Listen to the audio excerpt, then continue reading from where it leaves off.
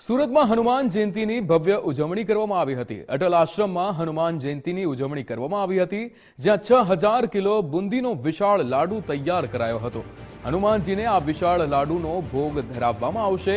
ત્યારે આજે હનુમાન જયંતીના પાવન દિવસે અટલ આશ્રમમાં હનુમાન જયંતીની આ વિશેષ રીતે ઉજવણી કરવામાં આવી હતી, જ્યાં 6000 કિલોનો બુંદીનો વિશાળ લાડુ જે છે એ હનુમાનજીને ધરાવવામાં આવશે।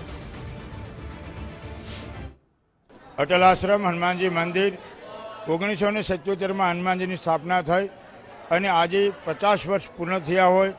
2004 થી આ લાડુની 551 કેજીથી શરૂ કરી અને આજે વધતા 6000 કિલોનો એક લાડુ એવો પ્રસાદ થઈ રહ્યો, વિતરણ થશે। હમણાં એમની પૂજા થશે અને સાથે 25 થી 30,000 માણસો ભોજન પ્રસાદ લઈ શકે એવી વ્યવસ્થા કરવામાં આવી છે।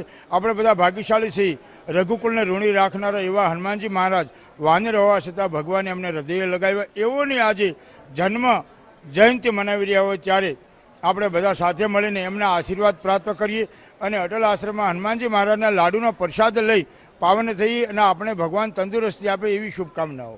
આજે ભગવાન હનુમાનની જન્મ જયંતિ છે અને સુરત શહેરમાં ઉત્સાહભેર અને ભવ્યથી ભવ્ય ઉજવણી છે તે કરવામાં આવી રહી છે। હાલ આપણે જ્યાં ઊભા છે સુરતના પાલ ખાતે આવેલા અટલ આશ્રમ ખાતે કે જ્યાં જે ભગવાન હનુમાનજીને 6000 કિલો બુંદીના લાડુનો છે તે વિશાળ ભોગ ચડાવવામાં આવ્યો છે અને આ આશ્રમની ખાસિયત એ છે કે દર વર્ષે આ પ્રમાણે જે વિશાળ લાડુનો ભોગ છે તે અહીં ચડાવે છે અને ભક્તો ઉત્સાહભેર રીતે ભગવાન હનુમાનજીને જે લાડુનો ભોગ ચડાવવામાં આવે છે તેમાં સહભાગી થાય છે। ત્યારે અહીં કેટલાક ભક્તો આપણી જોડે ઉપસ્થિત છે, સીધી વાત કરીશું તેમના જોડે। આપનું નામ જણાવજો। માર્ગી।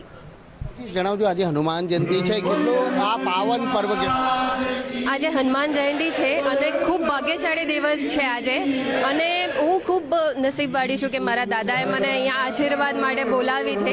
એના માટે થેન્ક યુ વેરી મચ। હનુમાનજીને સંકટ મોચન કહેવામાં આવે છે, કયા પ્રકારની એક આપને અનુભૂતિ થઈ? કારણ કે એ સંકટોથી આપણને બચાવે છે। જ્યારે બી કોઈ સંકટો આપણા જીવનમાં આવે છે એનાથી એ બચાવે છે, એટલે એને સંકટ મોચન હનુમાનજી કહેવામાં આવે છે। જય શ્રી રામ। બિલકુલ, સંકટ મોચન જે હનુમાનજીને કહેવામાં આવે છે। અન્ય ભક્તગણ પણ જોડાય છે, શું કહેશો આજે હનુમાન જયંતિ? આજે હનુમાન જયંતિ છે, અહીંયા 6000 કિલોનું લાડુ બનાવેલું છે અને ખૂબ જ ધન્ય થયા છીએ। 3 દિવસ લાગ્યા છે આ લાડુ બનતા અને હવે આજે પ્રસાદ વિતરણ છે।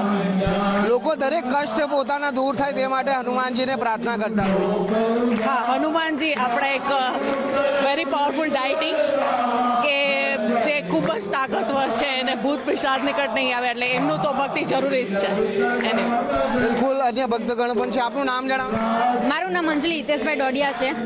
આજે ભગવાન હનુમાનજીની જયંતિ છે, ભોગ ચડાવવામાં આવ્યો છે, કઈ રીતના હનુમાનજીને પ્રાર્થના? અને પહેલાં તો બધા ભાવિ ભક્તોને હનુમાન જન્મોત્સવની હાર્દિક શુભકામના। અને આજે શનિવાર અને હનુમાન જન્મોત્સવ બંને સાથે આવ્યા છે લગભગ ઘણા વર્ષે, અને તમે જોઈ શકો છો અત્યારે હનુમાન દાદાની આરતી થઈ રહી છે અને 6000 કિલોનો લાડુનો ભોગ લગાવવામાં આવ્યો છે હનુમાન દાદાને।